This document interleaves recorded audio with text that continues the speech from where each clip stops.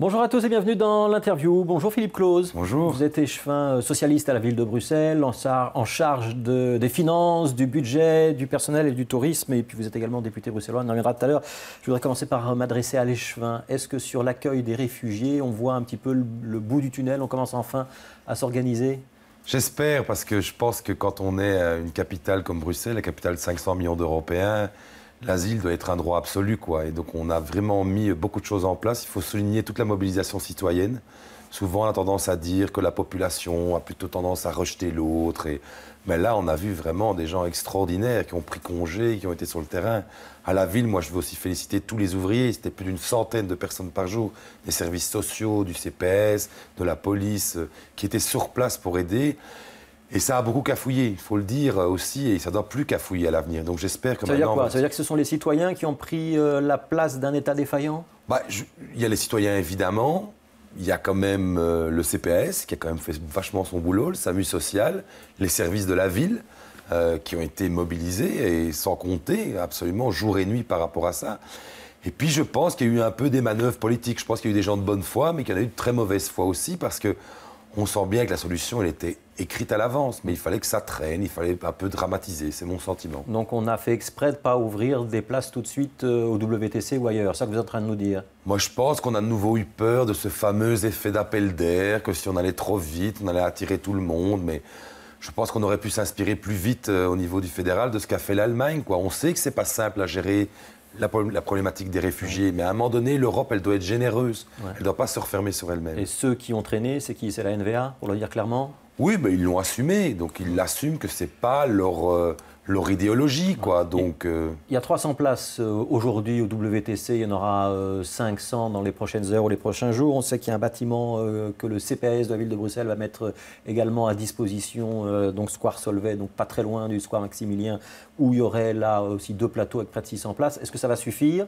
Et est-ce qu'on doit ensuite vider le parc Maximilien ? Alors moi je crois en effet, il ne faut pas que les gens restent dans un parc. On est quand même la capitale de l'Europe, on a des endroits qui peuvent accueillir ces gens. C'est-à-dire qu'on va les contraindre à rejoindre l'un des bâtiments ouverts maintenant ? Il ne faudra même pas les contraindre. S'ils ont un bâtiment à l'abri avec des douches, il n'y aura pas de problème. Mais le débat n'est pas de savoir si ces bâtiments doivent perdurer. Le débat, c'est qu'il faut très vite traiter les demandes. Le problème est juste un embouteillage.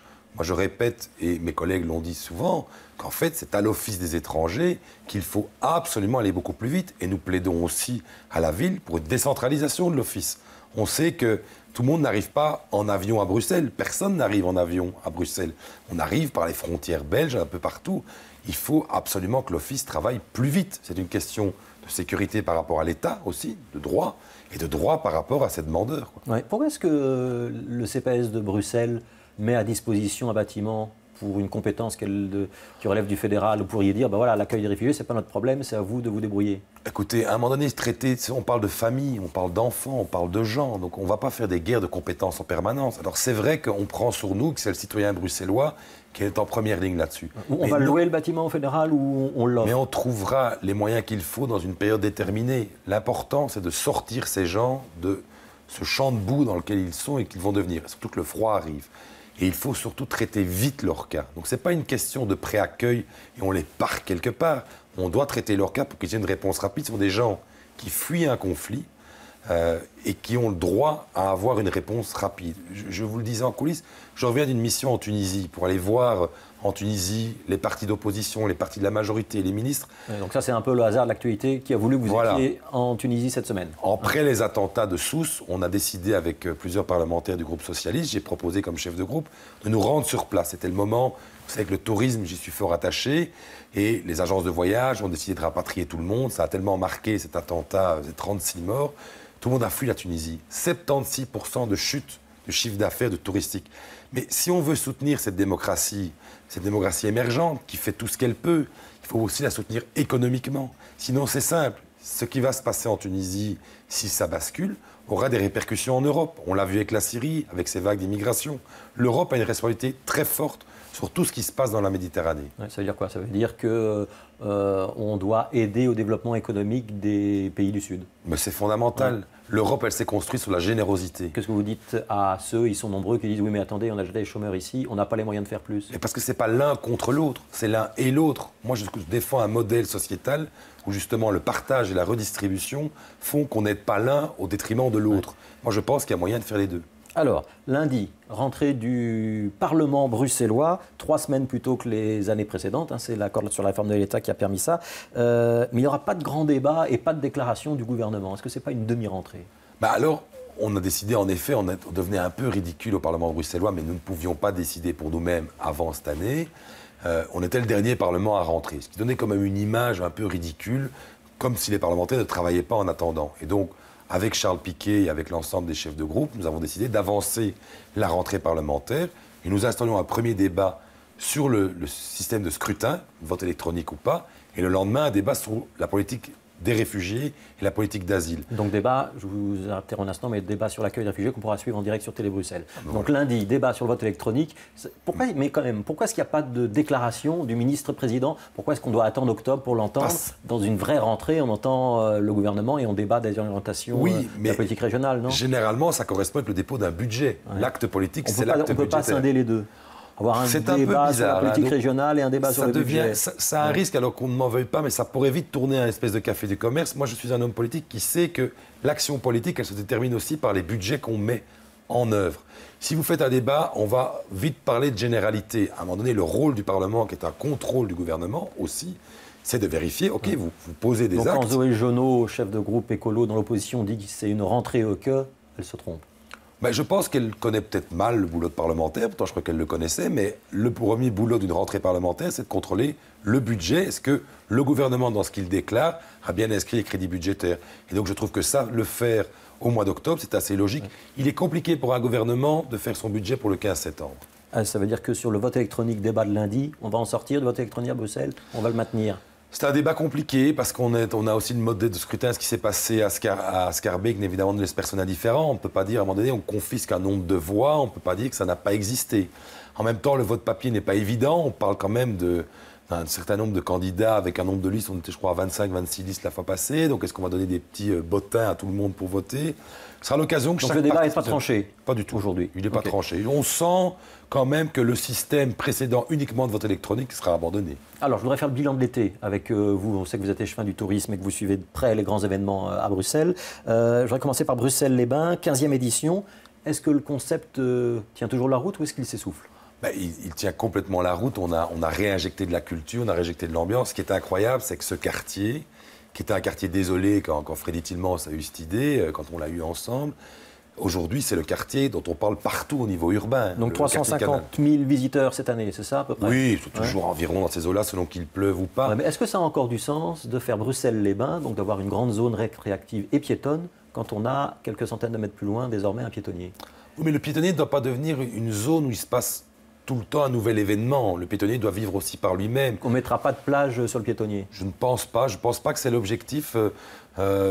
En fait, l'idée, c'est aussi d'animer les différents quartiers. On voyait dans votre reportage, dans votre journal, qu'il fallait vraiment sortir aussi du Pentagone. Il ne faut pas tout concentrer dans le Pentagone. Aujourd'hui, le Pentagone a aussi besoin de respirer en termes événementiels et que d'autres communes prennent le pas. Et pour revenir à la politique touristique, comme vous signalez une chose, un chiffre important, on n'a jamais eu un taux d'occupation hôtelier aussi haut et un revenu par chambre aussi haut.